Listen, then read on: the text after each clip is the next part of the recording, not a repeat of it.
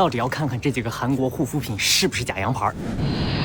微针、微刺的产品最近都刷到了吗？什么洁面、什么精华、什么这个那个的，最近是非常的风大，所以我把这些产品全部都买回来试用，且研究了它们的配方构成。但是我在准备这些内容的时候呢，我心里就隐隐的觉得有一些不对，我就突然发出了一个疑问：这些东西在韩国真的有吗？所以我做了一个违背祖宗的决定，我决定去首尔街头一探究竟。好的，家人们，现在人我已经回来了，可以看出来非常的疲惫。然后这几样产品，我一样的把我去韩国的探访情况和我对这个产品的理解和给到你的建议一起说一下。首先是 Medicube 这一支微刺精华，中文名其实叫美的秋服。这个品牌你看这串英文你可能不认识，但是我说一个产品你一定知道，叫做乐得遮瑕。我就心想这种东西是不是韩国人玩剩下的，然后再到咱们这儿来卖？韩国人真的会用这种东西吗？我就去了韩国非常知名的类似于咱们内地的这种屈臣氏和丝芙兰的这种连锁美妆店，就是 Olive Young。我在 Olive Young 里面确实找到了这个品牌，它在那家店里面主要卖的是2款产品，一个粉色的精华油，还有一支蓝色的精华，和这个很像，同样主打的 AHA 加 BHA 加 PHA 这样的一个精华，你怎么看怎么像，但是它们从包装到质地完全不同。那我就心想，如果我直接给他判定说，哦，那这个东西韩国不卖，就是卖给我们的，那好像也有点武断。柜姐展开了一系列沟通，我就问他，我说我想买这个，请问咱们这有没有？柜姐告诉我的答案是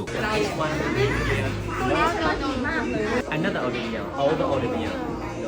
所以说到这儿呢，我仍旧没有办法给出你一个什么结论。或许人家在哪一个地方卖，但是我能调查到的信息就只有这些，所以大家自己判断了吧。因为确实韩国有很多商品都是中国人跑过去开个牌子，或者是说他单独搞一个合资的一条线，出这么一个品，专门给东南亚或者是给中国市场给某一个地域卖。那么说回来，产品本身 Olive Young 那一支就是一个非常常规的复合酸精华 PHA 这个东西大家应该也听过，像新丝萃什么很多品牌都在用的一个成分。但是咱们国内售卖的这个版本哦，那就厉害了，它是一个微刺精华，它宣称每瓶里面有1500万个外泌体会渗入你的毛孔，去解决你什么毛孔粗大的问题，再加上海绵微针，从而让你的毛孔达到紧致的效果，这是他宣传的啊。给护肤基础稍微薄弱一点的朋友们，浅的解释一下什么是外泌体。外泌体呢是细胞在进行生理活动的时候，它分泌到这个细胞之外的一种盘状囊泡类的物质，可以说这个东西它处在一个灰色地带。那么即使是在国外，其实这个东西的技术也还没有很成熟。这个东西通常是应用到医学的领域，到现在到此时此刻为止，外泌体在我国都没有被列入已使用化妆品原料名录里面。这个名录意味着什么？就是名录里有的你才可以加，名录里没有的不允许你加。所以你看啊，很多品牌现在给你搞什么植物外泌体或者是什么乱七八糟东西，其实你去它的成分表里去找，它都是用一些别的什么植物提取物或者是什么包裹物或者什么原料组去给你做代替，它在宣传上告诉你这个东西是植物的外泌体，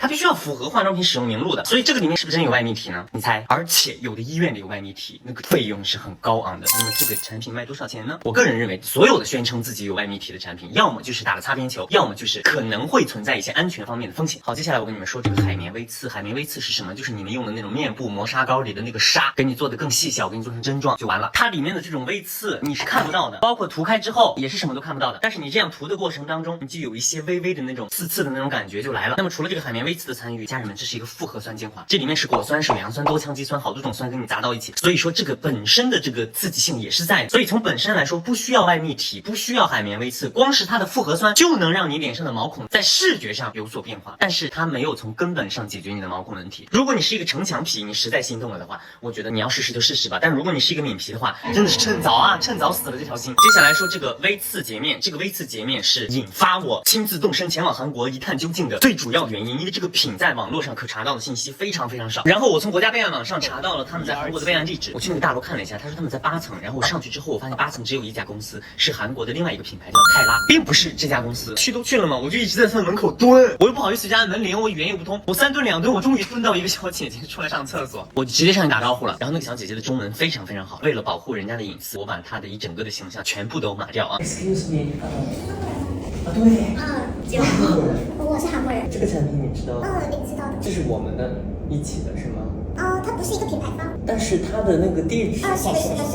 但我们现在那个相关代表现在是不在办公室。那么经过他的了解，这个品牌的办公地还确实就在那个泰拉的里面，但是他们并不是一家，所以我个人猜想，以国内的经验来说，通常可能是老板和资本之间有一些这种关联，但是部门之间其实是不协同运作。他以为呢我是那种销售代理，就是来咨询进货谈价格这种事，然后要我的名片，说我可以帮你转交给代理，因为代理不在。然后我的谎话张口就来，我说来的太匆忙了，我的名片在行李箱里面寄存到酒店了，非常的抱歉。然后他说那没有关系，那我给你一张代理的名片吧，你可以给他发邮件。然后我就拥有了一张他们的这个品牌的上面有他们的联系方式。所以首先能证证明这个确实是在韩国是有地址的。那到底是不是中国人去开的，或者怎么地的，这些我确实无从得知了。这个洁面也说自己含有外泌体，含有海绵微针，也是针对毛孔问题啊。对，没错，用一个洁面来针对你的毛孔问题。然后这里面还多了一个东西，就是胡桃壳颗粒，一种坚果的那个硬壳，然后给你磨成粉，像什么砂膏？然后它刚挤出来是这种透明的啫喱质地，但是它搓开之后就是又黏又糊脸，然后会拉出这种白色的丝来。你要是放到脸上搓，就是又难搓又拉脸，完了之后还很难洗干净。外泌体之所以一直有安全争议，就是因为它本身的毒理性啊。拿这个东西洗脸的时候，你的眼睛是暴露在外面的哦。且一个零血类的产品，2-3分钟也就洗掉了。我们已经被教育了这么多年，我们已经很清楚，我们不指望一个洗面奶具备什么护肤功效。那怎么换成韩国产品，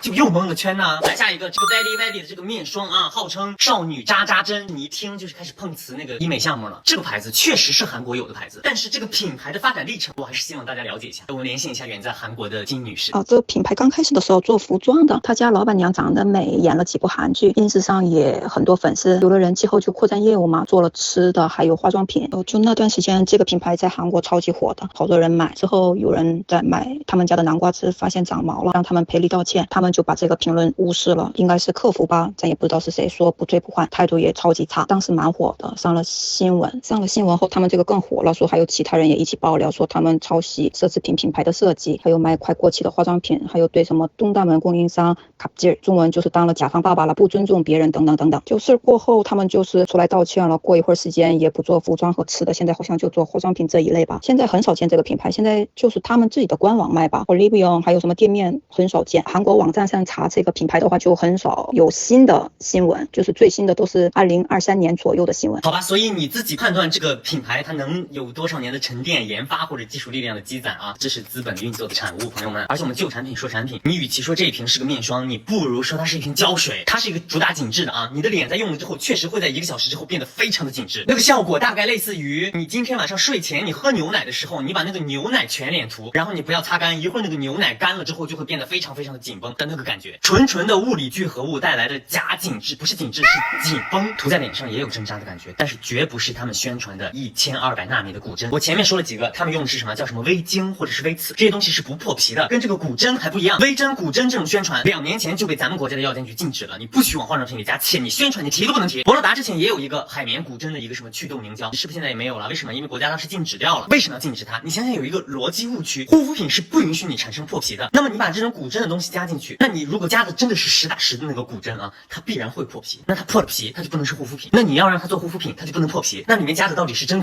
到底是什么？所以说我个人更觉得它的这种针扎感其实就是纯化学刺激，所以我觉得这是最骗人的。而且家人们，我这次视频给大家讲的这几个产品，我在韩国都找到了他们的公司，只有这一家。我查了它备案网的地址，它备案网的地址是个废楼，被围起来的已经施工了的空楼。然后我用 DeepSeek 和 ChatGPT 都查了它的地址，查出来另外一个地址说是在德黑兰路517号的12楼，但是我去了德黑兰路的517号，发现它的电梯只能到11楼，没有12楼。DeepSeek 找到的另一个地址也不是他们公司，是韩国其他的公司，这真的很神奇。当然了，因为毕竟是国外的牌子，加上语言的问题，我能获取到的信息可能不是那么的多啊。可能我去判断它到底是不是假洋牌，到底是不是什么这种的信息，可能有点武断，就仅供你参考，好不好？但是对于产品本身来说，我这个突然刮起来的大风，我们都踩了多少坑了？为什么不去选择更成熟、更稳妥的技术呢？而且大风和大风它还不一样，以后会有无穷无尽的大风刮起来，你怎么去判断？咱们就要去看大厂，比如说当年 A 醇、水杨酸这股大风刮起来，你就可以去找大厂。你看修丽可有 A 醇吧，理肤泉有酸吧，科颜氏也出了 A 醇，这些国际大品牌它愿意用的成分，最起码它会是一个正经成分。而且再说一句得罪人的话，你会发现护肤赛道上有的博主是一直在讲护肤品，你别管是多少年前从哪个平台换过来的，大家一直在做这件事情。但是其他赛道上的很多博主，他本身对于护肤品没有太大的研究，但是他会给你卖护肤品，他给你卖的很多东西，我个人认为也没有人是想真的骗你。但是会不会存在一种可能，因为他自己不够了解，他就被这些产品资料，因为产品资料我们都做得非常非常的精美，非常非常的专业，他误以为是一个好东西的时候，他卖给你，是不是也存在这种可能呢？啊，我已经留了面子了，且不说也有人他就是骗你的钱。而且你再去对比一下护肤赛道上的博主给你推的东西，一般都是持久数年的去推。所以说，如果你是我电子闺蜜，那我会直截了当的跟你说，这些东西一个都别买。那么如果你是一个网友，就是说你可能对我不太熟悉的话，那我会告诉你说这几个东西，希望你多多的做功课，然后慎重观察。我个人的建议是谨慎。你如果喜欢的话，你也可以买试试，就这些官方话术，你们应该能听懂我话里有话的意思。